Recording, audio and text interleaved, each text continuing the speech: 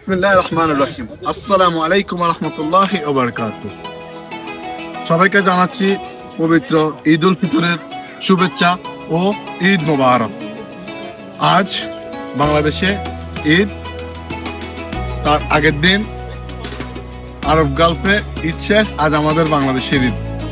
সেক্ষেত্রে আমি সবাইকে জানাচ্ছি ঈদ মোবারক। আশা করি সবাই ভালো আছেন, ভালো থাকবেন, সুখে থাকবেন, শান্তিতে থাকবেন, সবার মঙ্গল কামনা করে আসসালামু আলাইকুম ওয়া রাহমাতুল্লাহি ওয়া বারাকাতুহু।